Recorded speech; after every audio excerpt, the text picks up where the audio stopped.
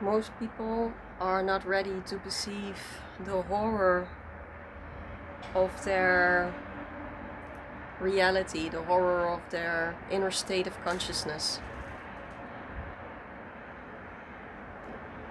The depth in which each and every single one of us humans is conditioned and is therefore is not free to make authentic choices in life, to live authentically, is something that 99% of our collective is not willing or is not able to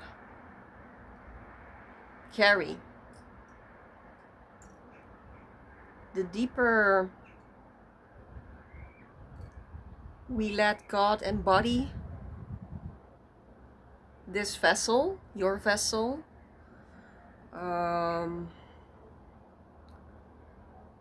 the more painful and more existential our insights are becoming if it comes to the level in which we have been living a mechanical life.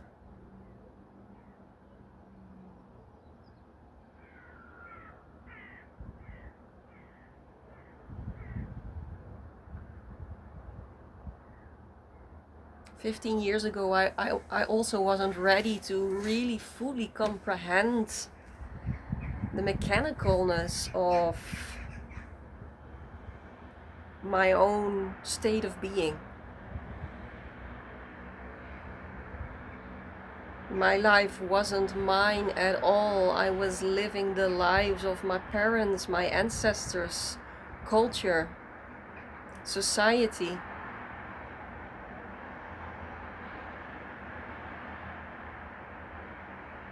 My likes and dislikes weren't mine. My actions weren't mine. The people I fell in love with weren't mine. The friends I spent time with weren't mine in my authentic being. Can you comprehend that deeply? I know you guys can, because I know a lot of you who are following my channel have been on this path of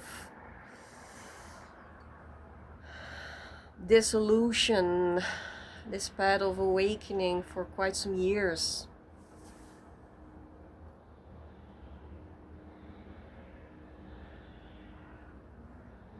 So the urgency, that's what I feel so strongly, and I'm so grateful and thankful that that fire in me, that urgency has been there from already a very young age, although I didn't know why at that point in my life. The urgency to purge, to purify myself, to really undo myself of all these identifications has always been there. Because if you look at it, we only have such a small slot in our life where we really can live authentic. Most people live the first 30 years completely identified, completely mechanical. Let that sink in, because it's deep. It's so deep, you guys. The first 30 years weren't...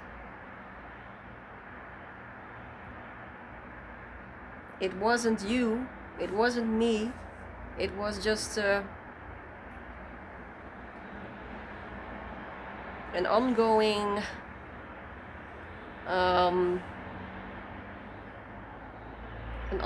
process of the ways your mother and your father have managed to cope with themselves, to cope with life, to cope with people.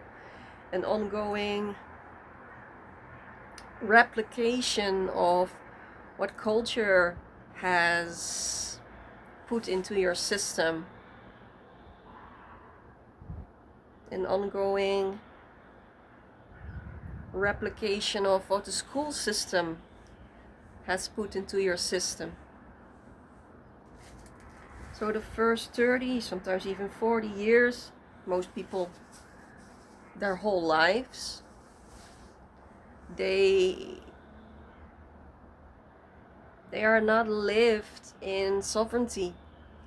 And then if we're lucky, we will spend maybe 30 years in our own, in divinity, in source wisdom, led by the Divine Mother, in surrender.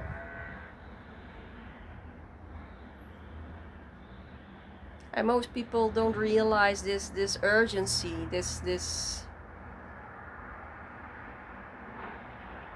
because they settle with what has been plated to them, you know, this, I will give you this, oh I will just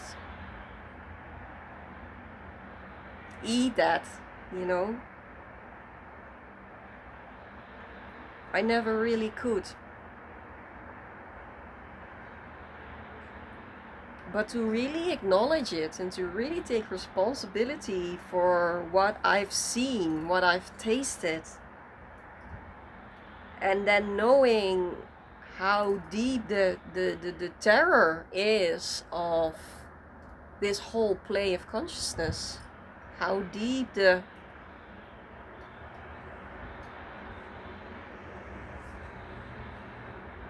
snake pit goes, so to say. It takes a lot of perseverance, a lot of stamina, a lot of inner fire, a lot of strength to stick true to your heart, to what you deeply feel. It's an inner knowing, it's not even a mental thing, but you feel this isn't right, this isn't natural, this isn't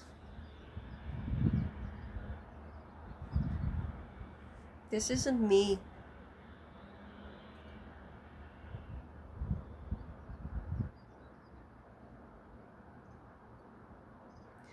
So be so proud of yourself, be so unbelievably proud of yourself for not caving in, sticking true to your innate wisdom. And you get bitten by the snake and you stand up again, and you get bitten by the snake and you stand up again, and you get bitten by the snake and you stand up again.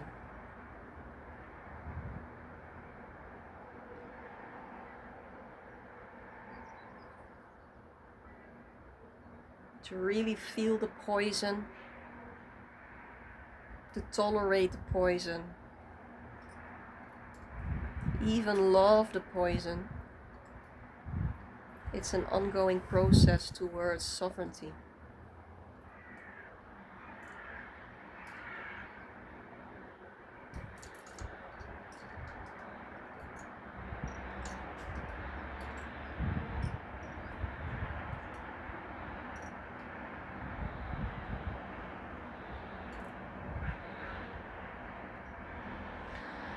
One moment of true self-realization, one moment of true sovereignty is worth more than a whole life of mechanicalness. Keep that in mind. Keep that so closely in mind. Just one moment.